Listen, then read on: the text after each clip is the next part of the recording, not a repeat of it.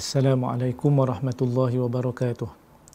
Alhamdulillah wassalatu wassalamu ala Rasulillah sallallahu alaihi wasallam wa ala alihi wa sahbihi ajma'in, amma ba'd.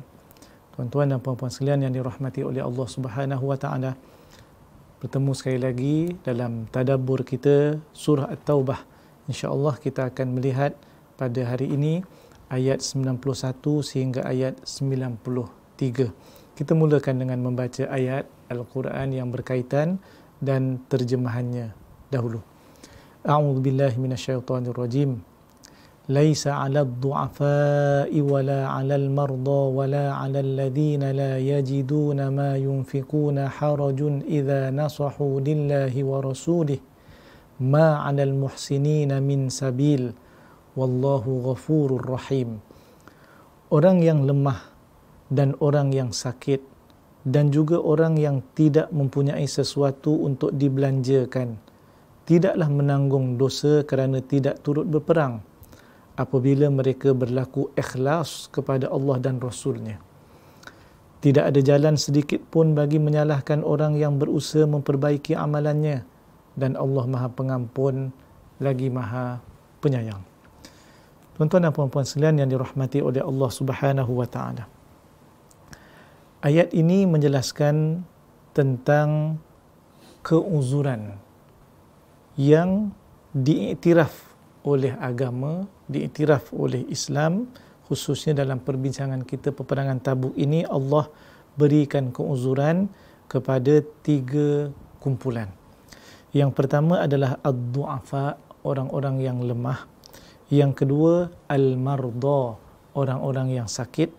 Kemudian nanti kita akan tengok ayat yang berikutnya, iaitulah kumpulan yang dipanggil golongan fuqara, orang-orang yang miskin, yang tidak punyai, orang-orang fakir yang tidak punyai kecukupan, tidak ada siapa yang boleh bawa mereka ke Tabuk. Tapi keuzuran-keuzuran ini bukan datang dalam keadaan kosong.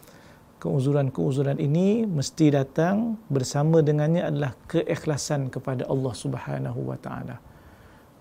Dan kita dapati para sahabat, walaupun ada yang uzur, tetap mereka ini ingin berjihad di jalan Allah Subhanahu wa taala.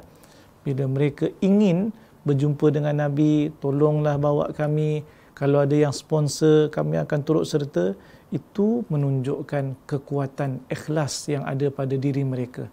Maknanya bukan cari alasan. Orang Melayu kita sebut, nak 1000 daya, kalau tak nak 1000 dalih. Jadi tuan-tuan sekalian, kita berjumpa dengan ramai kawan-kawan kita dengan 1001 perangai. Tu belum lagi campur perangai kita juga, tuan-tuan dan puan-puan sekalian. Jadi maknanya, tengoklah diri kita, tengoklah kawan-kawan kita. Kalau nak satu perkara, Masya Allah, usahanya begitu banyak. Tapi kalau memang tak nak, walaupun ada kemampuan, dah tak nak, dia punya alasan tu yang tak logik pun kita akan dengar daripada mereka. Itu hakikat manusia. Tuan-tuan dan puan-puan sekalian, ayat ini memberikan pengecualian kepada orang-orang yang ada keuzuran.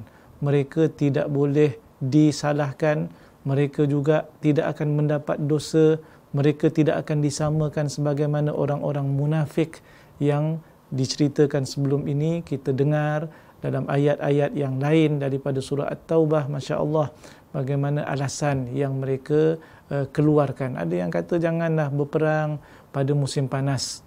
Kemudian Allah jawab balik, qul naru jahannamu asyaddu harra, api neraka lagi panas daripada musim panas. Jadi alasan kalau tak nak pergi. Tapi kalau kita nak, biasanya panas pun tak kisah. Itu kita jumpa orang Melayu kalau bercinta, perkataan yang mereka sebut apa? Bulan pun sanggup dia pergi, apalagi sungai daripada api pun sanggup untuk dia renangi. Masya Allah, itu menggambarkan usaha. Sebab itu tengok orang-orang yang diberikan keuzuran ini, dan cerita yang selepasnya daripada ayat 91 nanti kita akan jumpa bagaimana tulus dan ikhlasnya mereka. Sebab itu Allah Subhanahu wa taala menyebutkan dalam ayat ini, wala 'alal ladzina la yajiduna ma yunfikuna harajun idza nasahu lillahi wa rasulih.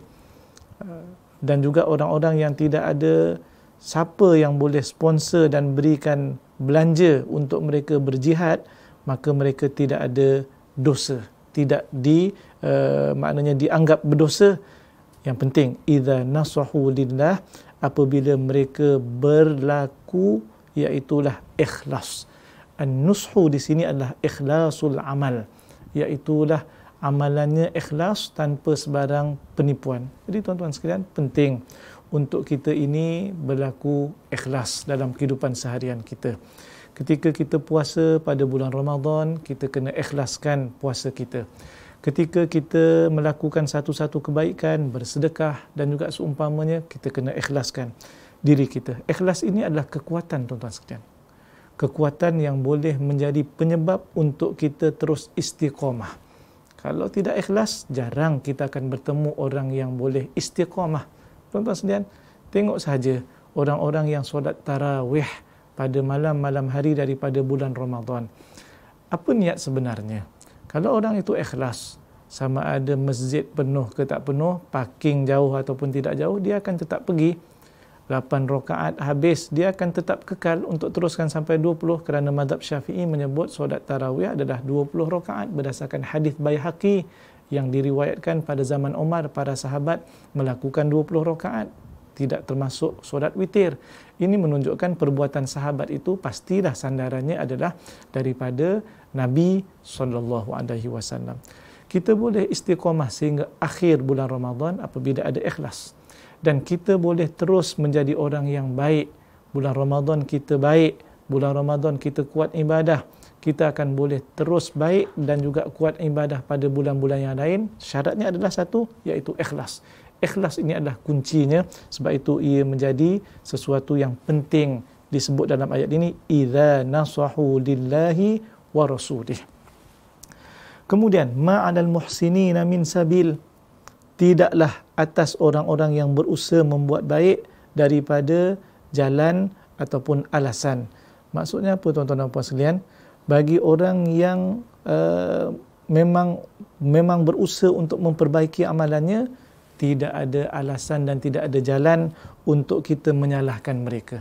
Kita dah usaha macam-macam, tiba-tiba yang kita nak dapat, tidak dapat. Itu tidak menjadi masalah.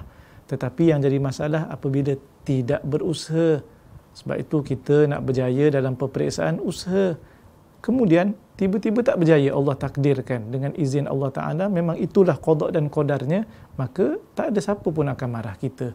Tetapi kalau memang daripada awal tidurnya kuat, tidak membaca, tiba-tiba gagal, yang ni orang akan kata ini semua sebab engkau, sebab tidak berusaha dan juga seumpamanya. Baik, ayat tentang ma'alal muhsinina min sabil, maknanya tak boleh kita salahkan orang yang buat baik dan sentiasa berusaha untuk melakukan kebaikan. Ini umum bagi siapa saja yang memperbaiki amalannya daripada amalan-amalan kebajikan, amalan-amalan kebaikan. Maknanya semua orang memang akan menuju kepada kebaikan. Fitrah manusia juga suka kepada perkara-perkara yang bagus dan juga baik. Itu penting. Daripada ayat ini juga dapat kita faham bahawa orang-orang yang diberi keuzuran syar'i, iaitu orang-orang yang disebutkan tadi du'afa, orang yang lemah, begitu juga dengan orang yang sakit, memang sakit, tak nak buat macam mana. Orang-orang ini dia ikhlas kepada Allah Subhanahu wa taala, mereka tidak bersalah. Mereka tidak boleh dipersalahkan. Mereka tidak berdosa daripada tidak terlibat dan ikut Nabi SAW dalam berjihad. Sebab itu tuan-tuan dan puan sekalian, orang-orang yang begini kita sebut sebagai ma'zur, ataupun orang yang diberikan keuzuran, dan keuzuran itu adalah keuzuran yang diiktiraf oleh syarak. Tuan-tuan sekalian, ada riwayat yang menyebut tentang ayat ini turun, iaitulah ketika Zaid bin Thabit, seorang daripada penulis wahyu, ketika nak menulis apa yang disuruh oleh Nabi SAW, kemudian Nabi tunggu ayat yang belum lagi turun, tiba-tiba datang seorang yang buta. Ini cerita peperangan Tabuk. Buta. Jumpa kepada Nabi SAW, Ya Rasulullah, kaifa bi ya Rasulullah, bagaimana dengan aku ya Rasulullah? Nabi tengok dia buta, dia pula tanya Nabi, macam mana? kena pergi ke, tak kena pergi ke, bagaimana? Wa ana a'ma, dan aku buta. Lalu fanazalat, lalu turunlah ayat 91 ini, iaitulah laisa 'alad du'afa, sehingga habis. Jadi terus mendapat maknanya keuzuran dan diberi izin oleh Allah Subhanahu wa taala tidak berdosa kepada orang-orang yang begini. Seterusnya ayat yang ke-92. Wala 'alal ladzina idza ma atauka litahmilahum qulta la ajidu ma ahmilukum 'alaihi tawallaw wa a'yunuhum tafidu minad dam'i hazanan alla yajidu ma yunfiqun. Dan tidak juga berdosa orang yang ketika mereka datang kepadamu memohon supaya engkau memberi kenderaan kepada mereka, engkau berkata, tidak ada padaku kenderaan yang hendak ku berikan. Maknanya tidak ada kenderaan pada sisi Nabi SAW yang boleh diberikan kepadanya untuk membawa orang-orang yang disebutkan tadi. Mereka kembali sedangkan mata mereka bercucuran dengan air mata kerana sedih disebabkan mereka tidak mempunyai sesuatu pun yang hendak mereka belanjakan untuk pergi berjihad pada jalan Allah. Tuan-tuan sekalian, peperangan Tabuk ini juga dipanggil sebagai peperangan yang sangat sukar, al-usrah, sukar. Tuan-tuan sekalian, satu ekor unta dikongsi oleh 10 orang dalam perjalanan. Satu ekor unta dikongsi oleh 10 orang. Tamar pula dimakan, satu biji tamar dikongsi oleh 2 orang. Jadi sampai begitu gambaran kesukaran, jaraknya juga jauh. Sebab itu dalam ayat yang lain Allah Ta'ala menyebut lau kana aradan qariba wa safaran qasida, kalaulah tempat matlamat yang nak dituju itu dekat, begitu juga dengan permusafiran yang tidak jauh. Ini okey, tapi ini cukup jauh dan sangat panjang perjalanannya. Mereka ini pergi jumpa Nabi SAW. Mereka nak pergi berjihad tetapi tidak ada kenderaan. Maknanya kalau dibuat purata tadi, satu ekor unta untuk 10 orang bergilir-gilir naik, 9 lagi akan turun bawah, nanti seorang lagi naik, 9 lagi pula di bawah secara rotate. Tuan-tuan sekalian, maknanya mereka ini datang dalam keadaan dah tak ada dah kenderaan lain. Maknanya kalau masuk juga grup ni akan jadi 11 orang lah satu kenderaan, dan ia mungkin sudah tidak sesuai. Orang-orang yang dinyatakan dalam ayat ini di dalam riwayat disebutkan bahawa dipanggil sebagai orang-orang yang menangis, al-bakkaun, orang-orang yang menangis. Nabi kata tak ada kenderaan yang boleh bawa, tak ada siapa nak sponsor. Sayyidina Uthman memang dia sponsor kenderaan, bukan setakat binatang yang menjadi tunggangan itu saja, tetapi dengan makanan yang disediakan untuk tunggangan itu sekali. Ini Masya Allah, Sayyidina Uthman. Ada yang infakkan sejumlah hartanya, ada tamar, ada yang bagi gandum, ada yang bagi sedikit, ada yang bagi banyak. Dalam peristiwa inilah kita bertemu riwayat Sayyidina Umar kata, selamanya aku tidak akan boleh tewaskan Abu Bakar dalam memberikan infak. Sebab Sayyidina Umar bagi sejumlah harta. Nabi tanya kepadanya, berapa banyak yang engkau tinggalkan untuk adik keluargamu, wahai Umar? Umar kata, mithluh, seumpama dengannya. Kalau yang seumpama dengannya ada di rumah ditinggalkan kepada adik keluarganya, maknanya yang diinfakkan adalah 50%. Datang Sayyidina Abu Bakar, bawa sejumlah hartanya, ditanya kepada Sayyidina Abu Bakar, apa yang kau tinggalkan untuk adik keluargamu? Lalu dijawab oleh Abu Bakar, taraktuhumullaha wa rasulah. Aku tinggalkan untuk mereka Allah dan Rasulnya. Maknanya semua diinfakkan di jalan Allah dalam peperangan ini. Sebab tu Umar berkata, selamanya aku tidak boleh tewaskan Abu Bakar dalam perkara kebaikan, khususnya dalam infak.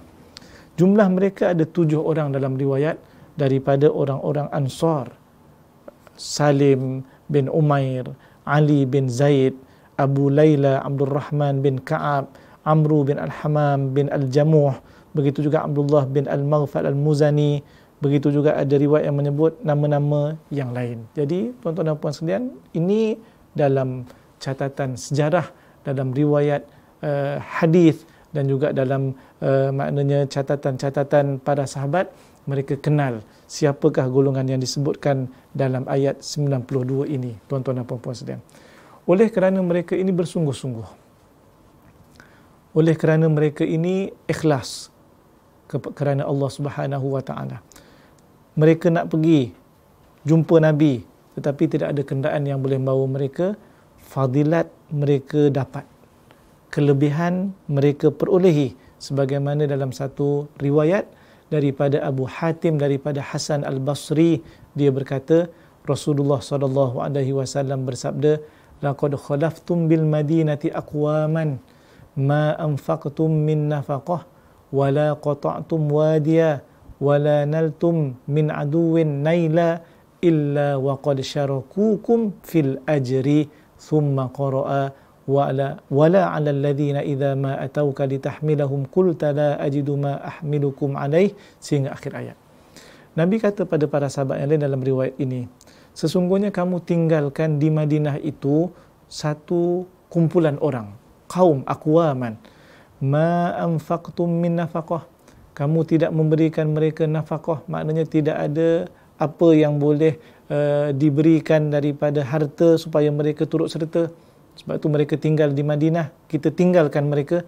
Wala qata'tum wadiya, dan kamu tidak bersama dengan mereka dan mereka tidak bersama dengan kita merentasi wadi padang pasir ini. Dan wala niltum min aduwin naila, dan kamu juga orang yang ditinggalkan itu adalah tidak berjumpa dengan musuh, tidak berperang pun, tapi mereka ini akan bersama dengan kamu, berkongsi, dapat pahala.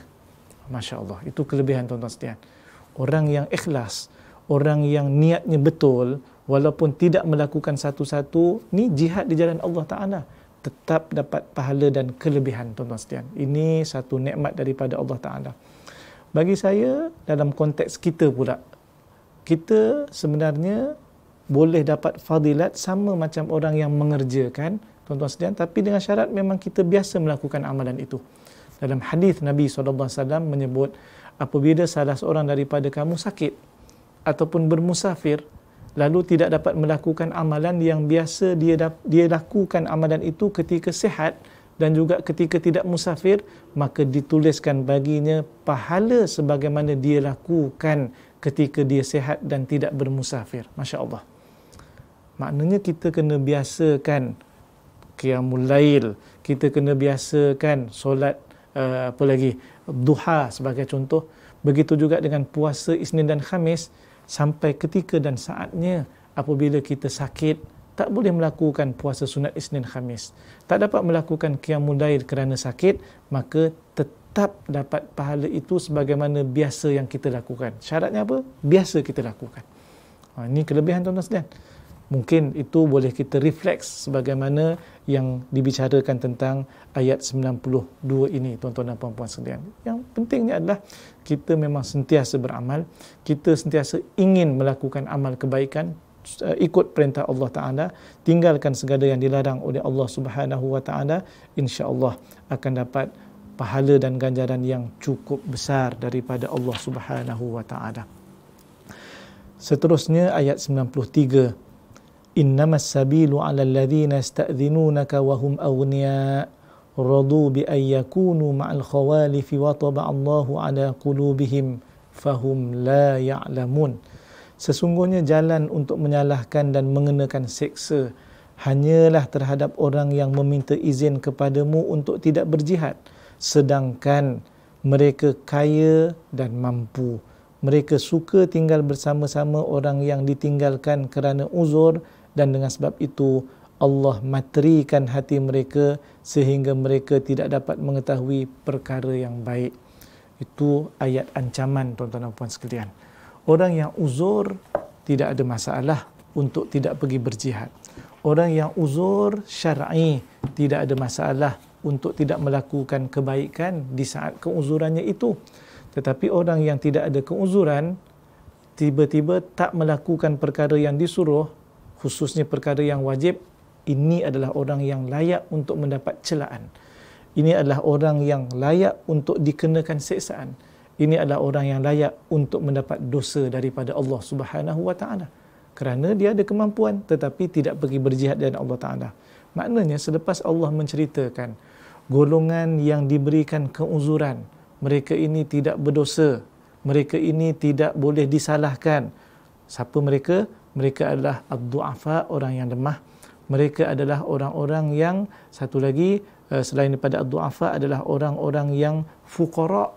Dan yang ketiga adalah orang-orang yang sakit, marda. Ini tak ada masalah, diberikan kelonggaran, diberikan keuzuran. Adapun ni dia pula sebaliknya, orang-orang yang tak sepatutnya untuk tidak pergi berjihad, inilah dia orang yang layak untuk mendapat azab, layak untuk mendapat dosa dan layak untuk disalahkan. Innamas sabilu 'alal ladzina yasta'dzinunaka wa hum aghnia. Kaya tetapi minta izin daripada Nabi SAW, tidak dapat join, tidak dapat turut serta berperang. Allah Ta'ala dedahkan, radu bi ayyakunu ma'al khawalifi. Mereka ini redha, memang memilih sendiri untuk tidak pergi berjihad bersama dengan orang-orang yang mungkin yang uzur. Yang uzur tak apalah, tetapi dia nak join grup yang uzur, kenapa? Kluster lain-lain. Sedangkan dia tidak uzur, dia kaya. Orang yang miskin, orang yang uzur pun minta izin daripada Nabi SAW nak join. Tiba-tiba yang tidak ada alasan, tidak mahu pergi berperang di jalan Allah Subhanahu Wa Taala. Tuan-tuan sekalian, kita sendiri pun kalau kita bekerja, kalau kita bertugas ataupun dalam keluarga, apabila kita nak pergi sekolah hantar anak-anak, tuan-tuan sekalian, anak-anak kalau demam tak pergi sekolah, okeylah. Demam ya, demam betul. Tapi tiba-tiba ada yang tidak demam, tak nak pergi sekolah. Jadi mungkin kita akan marah, mungkin kita akan, kenapa dengan budak ni tak ada alasan yang kukuh tak mau pergi sekolah. Sama juga dengan kerja, sama juga. Itulah hakikat, tuan-tuan dan puan sekalian. Dalam ayat ini, dia tidak ada keuzuran tetapi minta izin untuk tidak turut serta berperang di jalan Allah Subhanahu Wa Taala. Ini orang yang tidak sepatutnya. Sebab itu mereka ini bukan orang-orang yang ada keuzuran, maka layaklah mendapat mulamah, celaan, mu'atabah. Begitu juga mereka ini layak untuk mendapat cercaan. Bahkan kalau ikut terjemahan dan juga tafsirannya adalah mendapat dosa dan boleh disalahkan kerana bukan daripada golongan yang uzur syar'i. Hukuman seterusnya diberikan kepada mereka, wa taba'allahu ala qulubihim. Ini suatu yang sangat berat, tuan-tuan sekalian. Iaitulah Allah Subhanahu Wa Taala matrikan hati mereka. Kalau kita boleh bayangkan macam mana ya, disil, tuan-tuan sekalian. Ditutup hati-hati mereka. Hati kalau sudah tertutup, tidak nampak perkara baik. Hati kalau sudah dibutakan, dibutakan mata hati, bahkan Allah tidak ingin mereka nampak kebaikan. Lalu mereka ini, hati mereka dinyatakan tidak dapat mengetahui perkara yang baik. Ini satu, kita kata, musibah daripada Allah Subhanahu Wa Taala. Kalau sampai peringkat ini, langsung tidak mahu tolong orang, langsung tidak mahu bersedekah, langsung tidak ada apa-apa pada hatinya untuk menolong orang-orang yang susah, dan juga seumpamanya kewajipan yang Allah wajibkan pun tak nak buat, apatah lagi perkara-perkara yang sunat. Ini kalau sampai peringkat ini, tuan-tuan sekalian, ini musibah. Hati yang mati, bukan mati biasa tetapi dimatikan oleh Allah Subhanahu Wa Taala. Ini balasan daripada Allah Subhanahu Wa Taala akibat daripada taksir, akibat daripada golongan tadi yang kita sebutkan. Itu adalah maknanya pilihan mereka sendiri untuk tidak mengikut perintah Allah Subhanahu Wa Taala. Akhirnya Allah tutup dan kunci, dimatrikan hati-hati mereka, tak akan sampai kebaikan kepada mereka.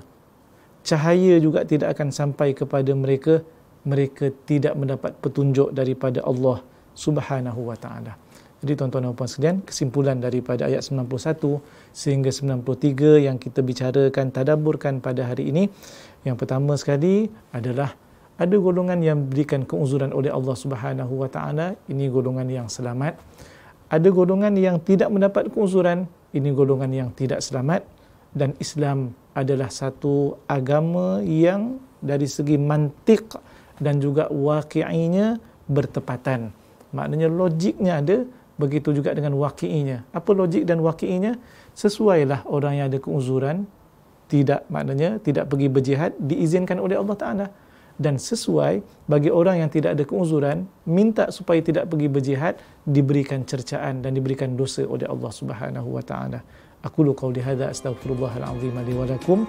Assalamualaikum warahmatullahi wabarakatuh.